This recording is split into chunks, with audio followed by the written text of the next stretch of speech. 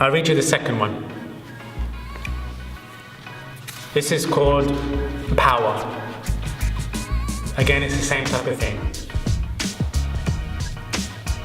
God has given us all great strength and ability. I, for one, will not waste it.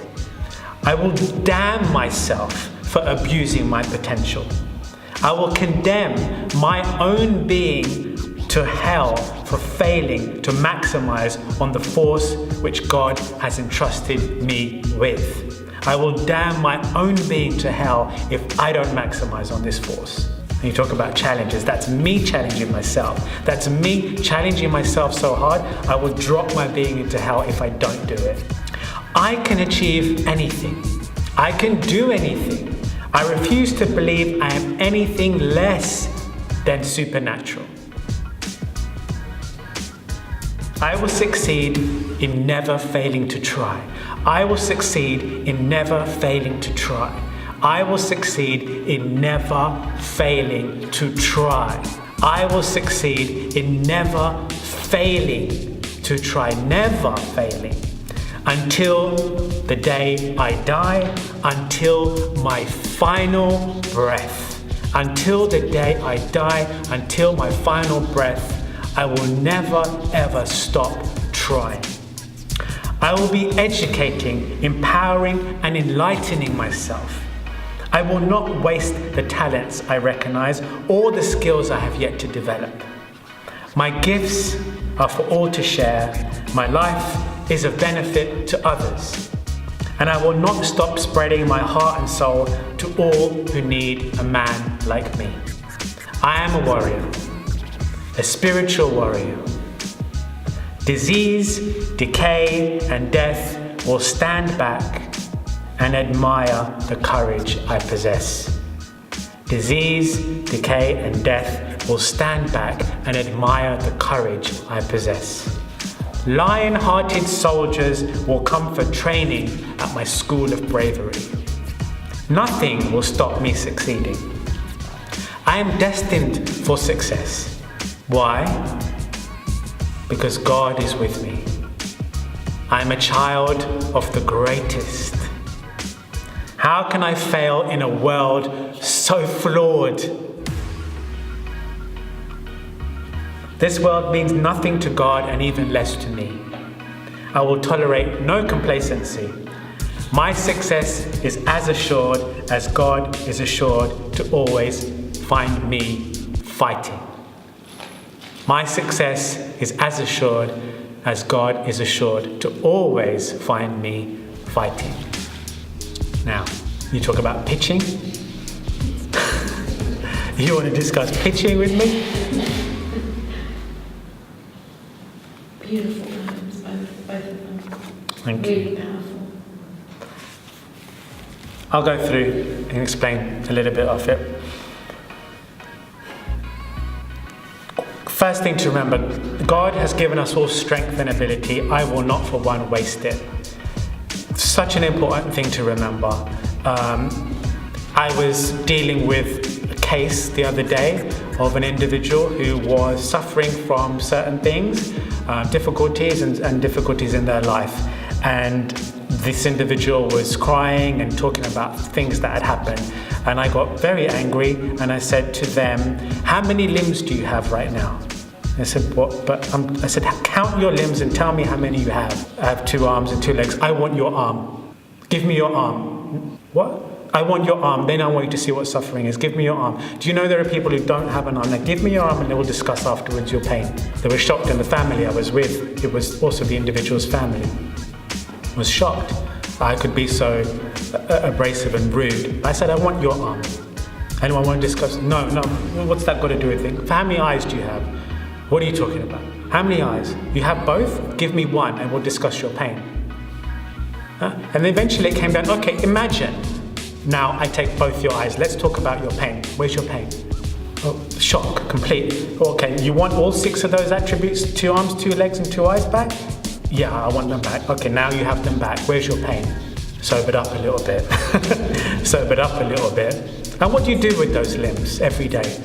I walk. Can you go to the gym? Yes. Do you go? No. Why not? You want me to take both those limbs from your legs and from your arms, and then you pray only to be at the gym one day? You want the life like that? You're blessed to have everything you have. We all are blessed to have everything we have. And it's that is your talent, that is your skill, that is your potential, that is your ability. Everything you can do with these things, you can do anything with them. Everything you have is a gift. Every faculty you have, even if you have one eye left, that eye, you still wouldn't sell for $6 billion to anybody. If I say to people who have no value, I said, okay, how much can I buy your arm for? What do you mean, how much? How much? Sell me your arm. How much do you want for it? Nothing. There's no price on it. What? How much are you worth? If one arm is priceless, how much are you worth? Yeah, the earth, isn't it?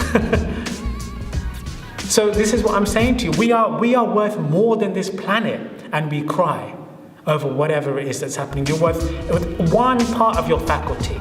You have one eye left. You're capable of running the planet if you put your mind to it. So we're geniuses, we're miracle, we're superhuman, we're incredible just with one of these little faculties. So when I say to us, God has given us all great strength and ability, I for one will not waste it. It means I'm grateful for all of these things. And everything I have left, I will use to the maximum. To the maximum. That's my attitude. Because I've seen people who have lost one limb or this, and they have to go through extra amounts of work in their life to achieve the things I can do with ease. It's disgraceful to not appreciate whatever it is that I have. We all have people better and more difficult times than us.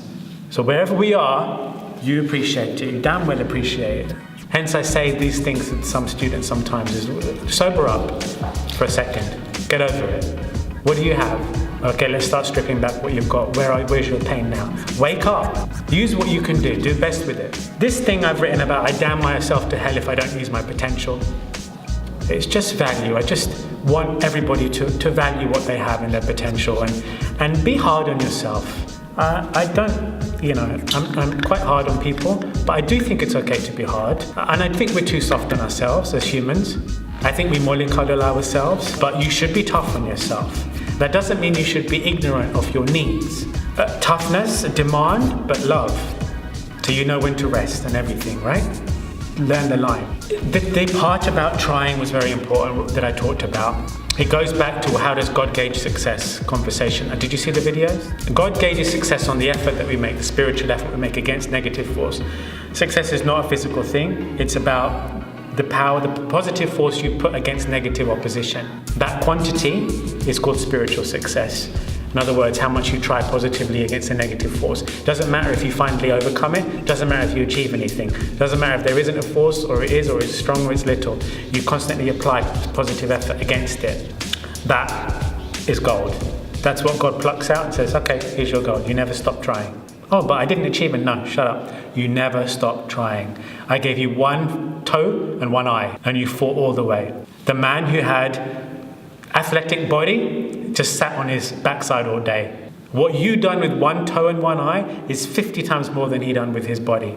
Even if he made a castle of gold, he didn't challenge himself. And when negativity came, he didn't do anything. He just bullied his way out of it. But you with one toe and one eye, you never stopped. And your ability to even walk one step took the courage and effort of a superhuman. That's how God works. He's looking at different measurements than we are. And trying is a good way to very simply put it. The attitude of trying to your last breath is correct. Trying not always in the same path, change your path maybe, but always positively moving forward. That's attitude, guys. That force inside. When I speak those words, you should feel a surge inside, upwards in your being, from your stomach through your being to your head.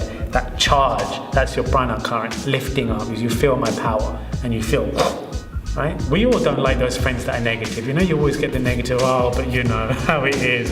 The world is like this and it's never going to work. And all these people are like this. And you just want to run away from those people and never see them again. And you're trying always to pick those people up, But once they go on too much, you just have to leave them to the side for a while. But those who listen, you put that power in them, the courage to lift. Disease, decay, and death will stand back and admire the courage I possess. It's it's pitching. I'm now visualizing myself as so courageous and so brave that disease, decay, and death stand back and admire, and lion-hearted warriors come to my school of bravery. Then now I'm playing with my mind and I'm creating visuals and imagination to create a picture of what I'm thinking. Now, there's no basis for any of this. It's all nonsense. You can look at it and think it's just fairy tales. Maybe. But if I believe it and I draw pictures in my head, I'm soon going to be it. Yeah? So don't be afraid to be colourful with your attitude, to put it down. Now, I haven't achieved, I don't know if I'll ever achieve these. I wrote this maybe 20 years ago, these things. So, and today I'm still alive, yeah? No, I would have written this minimum 15 years ago, both of these things. And I'm still here today. So who knows, maybe I am brave, maybe I have proved myself. And maybe people do come to me for training. They do, you're here. So by pitching myself here, and I've said disease, decay, and death, and I've had diseases, and I've been taunted with death, but nothing happens to me. Why? Maybe it's because of the way I am. So maybe it's worked. And finally, you give all credit to God. Why? Because I'm God's child. You create the big speech, and then you say, well, why? Because I'm God's child. And so finally, the bottom line lies the fact that your genes are the genes of God. They're not the genes of man, they're the genes of God. The fingerprint is God's on your finger. I was reading something from Yogananda yesterday which really stopped me in my tracks. And he said, don't behave like a beggar. Don't ask to the universe or God or like a beggar asking for crumbs. He said, if you ask like a beggar, you'll get a beggar's pittance. You're a child of God. Ask for the universe and it will come. So it's very true. You know, we ask for bits and prayers of this, can I have this, can I have this? You have everything anyway. Be a child of God and it's all yours. Then whatever you ask for will be many times over. You will get more than you wanted and everything you need. So he's saying, don't behave like a beggar. You're not beggars. And it must have gone into my head after so many years of hearing Yogananda and in our family that I've developed such confidence, and I've also had experience of this nature. So I pitch myself in this place. I'm a child of God. And that's what I want in Chikri always, is for people to pitch themselves as children of God. And then when you do that, there's nothing to fear. And it's humble. You're giving yourself to, you know it's Him behind you. And what do you have to be afraid of? But the genes are God's. So all situations in your life, never mentally give in to them. Always repeat, I am a child of God. What have I got to worry about? Either the wisdom is going to come, the health is going to come, the immunity is going to come, the energy is going to come, the happiness will come, everything will come because I'm a child of God. It cannot be any less than that. So let me wait. Let me be diligent, devoted, disciplined, purposeful, and let me wait. It's coming. It's when you give up and you get into depression and despair and these things, you start to go, that's when you lose. You're a child of nature. You're a child of the heavens. What have you ever got to be afraid of? That's the attitude. Now that is the ultimate attitude. What do you have to worry about? I tolerate no complacency. Really important part of attitude is being disgusted with your complacency. Never rest. Have days off. Take breaks. But know that you're taking a break. Know that you're having a day off. Know that you're taking time out to rest. Don't be lazy. Don't be complacent. Don't be weak. Take time off. But don't let time take you off. He's gone. What is he doing? He's just switched off. He's just lazy. Take time off. It shows control. It shows discipline. I'm known for planning my time off. So I will know I'm taking time off from here to here. I'm taking this day off. I'm taking it now. Plan it. And you've seen my emails when I take it. I know I'm going. I'm back. Time off. Work time. I know. But I'm not going to be lazy. Lazy. If you've got nothing to do, if you're feeling like that, then pray, meditate. Don't be lazy. Rest, but don't be lazy. Don't be complacent. I think that's the only thing that gives the signal to God and to the universe that they're not valuing what they have. And I worry for you. I don't worry for me because I'm not very much like that, but I worry for anyone who's complacent, because I think that's the signal. That's the wrong signal to be giving out is complacency. Do for the right reason. Do everything for God. Do everything for the right reason, but don't be complacent about even good service. Control when you take off time, but no complacency.